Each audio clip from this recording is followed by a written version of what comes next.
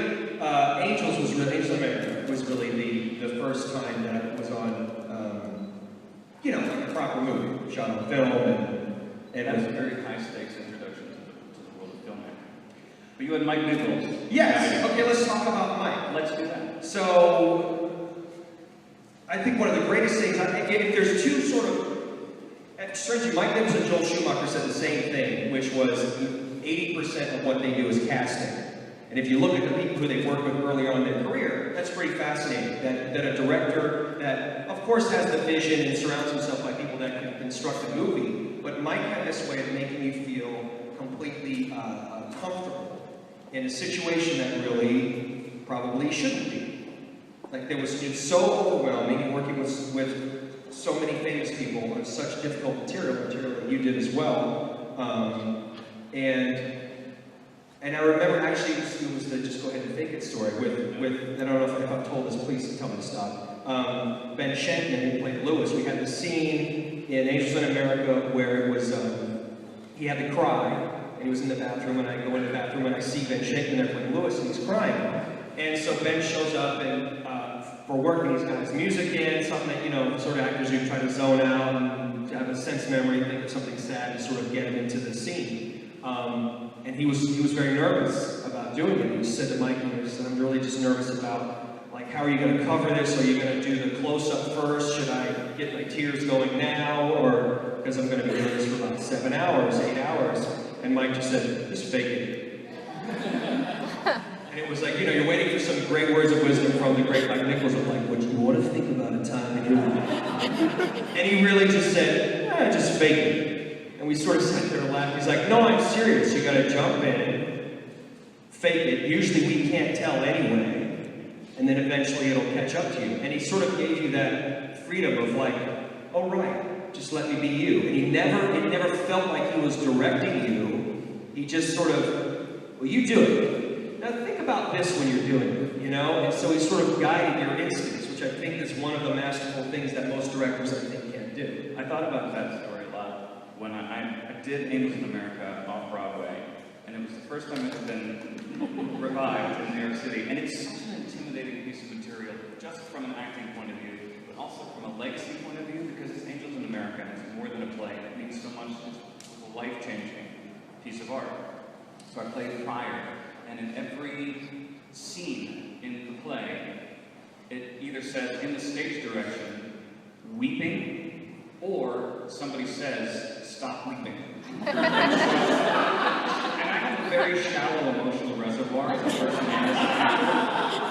And so I thought of that, just fake it, and faked it harder than anyone has ever faked it. And over the course of the run, found different tricks.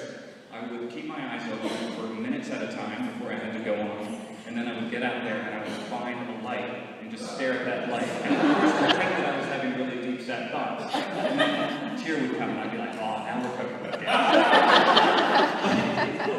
There's a bigger philosophy that it kind of points to, which is, what we do is so strange.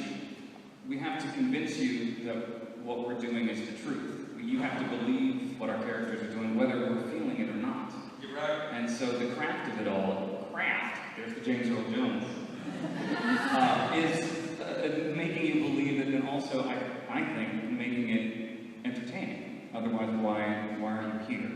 Well, don't you also feel like there's like, you know, if you're, it works with tears as well. If you're crying, chances are the audience isn't. If you're laughing, the audience isn't. And so you got to pick and choose those moments. You know, think about it. Think about like your favorite movies. Usually, if you're watching an actor cry, it's like, wow, they're going through something. But the moments that usually affect people are the characters aren't crying. It's your, you know. So I think that's always you got to choose your moments. Watching somebody trying not to cry. Yes, is the most effective thing. Right. What was the biggest thing that you learned from Mike Nichols? I mean, I think a freedom of just following your instincts, of not feeling like you were, especially also on that show, which there were so many things working against you, like yourself. But you know, there was Meryl Streep. Wow, and this is Angels in America that you're trying to tackle. And I don't know what it's like to be a gay Mormon, so you know. You will. I will. Well, that's why I'm working at Utah. Yeah, but I just think that freedom, you know, of that was my wife. Just do that. Yeah. What now? Okay. Now, what did you? How was he? I mean, it's hard to because you. How was he on Spamalot? Well, I auditioned for Spamalot 4 times. The first 3 times, I didn't get it. Other people got it. And the role that I was auditioning for was in the ensemble, but had like featured fun stuff to do. And it went to 3 great actors who all didn't want to do an ensemble contract. So just by sheer luck, they just kept bringing me back in. And I remember thinking before I went in for the 4th time, I was like, what? It's just, they don't want me. This is, I don't, they've seen it. There's not much more I can do. And so I actually wasn't going to go in. And Joe Farrell, one of his friends, said, stupid, put your pride aside and just go in. So I went in and I was working on all these different materials. And one of the parts that I had auditioned for was this historian. And if you guys know the movie, Holy Grail, there's an historian that stands there and very dryly talking about King Arthur, and then the knight cuts his throat open. Hilarity ensues. And I was, you know, as Patrick can attest, at school I was kind of the go-to character guy. And, you know, I could make my chin disappear, and the voices, oh, the voices. And they all had... Go ahead, do it. No, this is it. This is the voice. But it's different for a mustache over it. And I was coming in with all this kind of, you know, external, what I thought was hilarious stuff. And I finished, and Mike Nichols was sitting on the other side of the table. And I was probably like...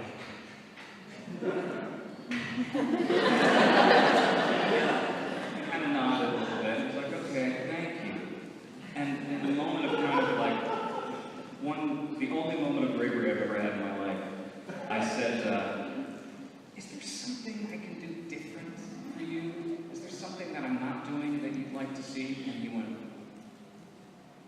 yes. And he basically just said, and it was his kind of overarching philosophy throughout the entire process, was just be you. You being you is more interesting than anything else, the thing that nobody else can do. And so start from that place. And so the historian ended up just being, you know, with an English accent, just me standing there talking, as opposed to like, I had like a whole like thing, you know, like he had posture and, oh, the rich history, thrice divorced. But starting from that place of just being you changed my entire philosophy that I had. Simply having the confidence. And that also comes with age and experience. I think that's something that you can't teach. And one of our teachers at school said, it takes 20 years to become a good actor. And of course that's a daunting figure, but it's only because experience is the only thing that brings relaxation, I think. And that's what you're kind of aiming for.